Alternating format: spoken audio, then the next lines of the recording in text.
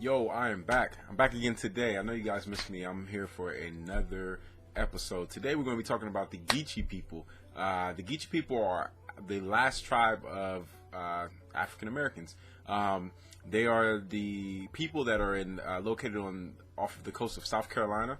And there's a group and family of islands that are on the coast of South Carolina. Now, the Geechee people were also enslaved from West Africa in slavery, and they were brought over to the Geechee and Gullah Islands. And they have been living there since slavery, and a lot of them have moved over to the mainlands, but most of them still live on the islands from South Carolina off the coast all the way down to Florida. So yeah, these are definitely a very, very interesting tribe, very interesting group of people.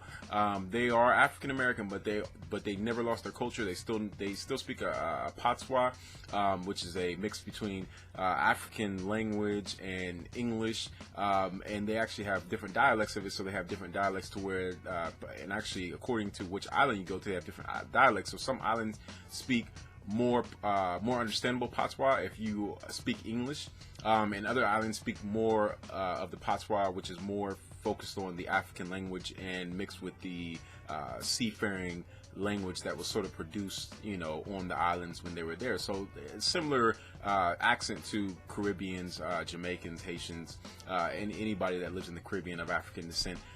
So yes, the Geechee people. So the Geechee people are very well known for a lot of things. The Geechee people actually were brought over, and it was said that a lot of Geechee people were brought from Angola, West Africa, and all up and down the Gold and Rice coast. But the Geechee people were actually brought to the islands because they knew how to grow, harvest, and plant rice. And bringing rice to the Americas. So the Geechee people were very important in that aspect. The Geechee people also have a very, very specific and unique way of building buildings. They actually build buildings, and this is crazy, but they actually build buildings out of seashells, oyster shells, sand, lime, and they all mix it together and they build these buildings. And from far away, it sort of looks like a concrete building, but then when you walk up on it, you actually see the seashells, like certain ones of them popping out, and it's just a very, very, very beautiful architect style that they have. Now, the Gullah people live on a group of family of islands off of South Carolina, and they actually are very close to their roots. They know that they're African. They know exactly, where they come from. A lot of tribes were actually mixed, especially from Angola tribes, from Ghana, from Nigerian tribes. But there was a couple of tribes like the Igbo tribe and Yoruba tribes, and a couple other that they know for sure that was mixed in with each other.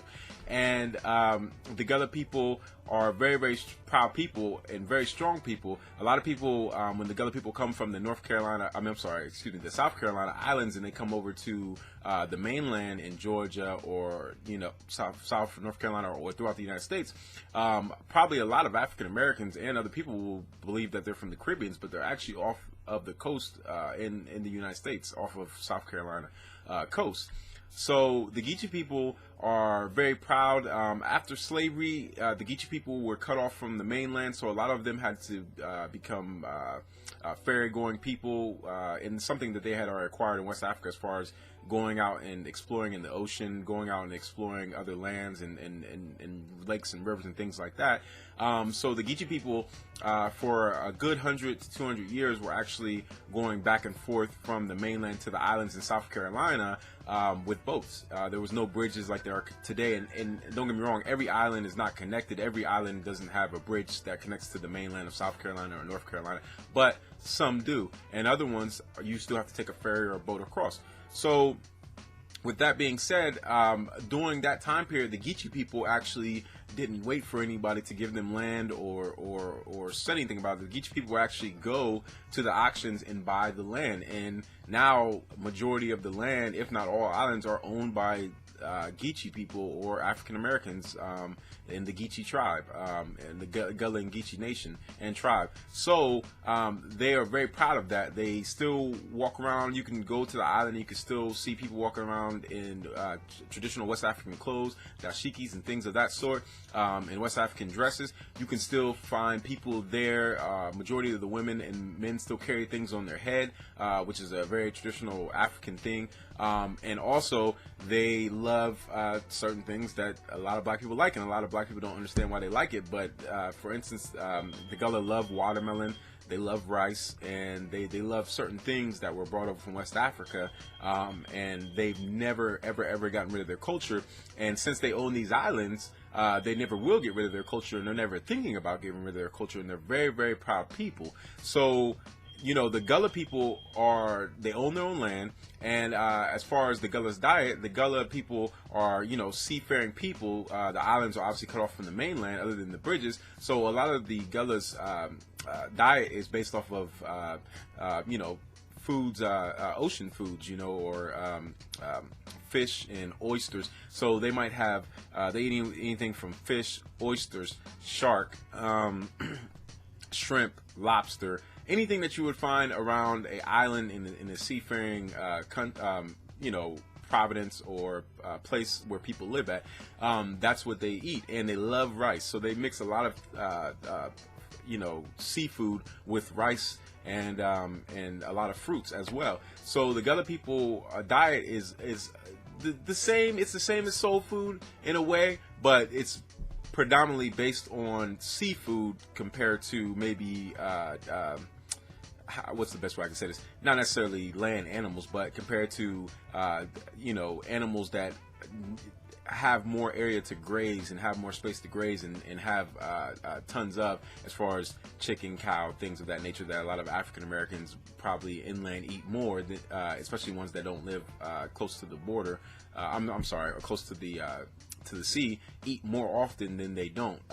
So the Gullah food and soul food is very much the same. I mean, obviously, if you're African American, if you don't know, you should know that majority of these foods come from West Africa: cornmeal, sweet potatoes, rice, things like that. So basically everything you still are eating is very transitional between all African foods, regardless if it's from here to Ethiopia to Somalia to Nigeria to Libya, wherever it might be, to Jamaica. These are foods that are very common amongst all of our subcultures, to build up to our big culture, seeing that we are of African descent.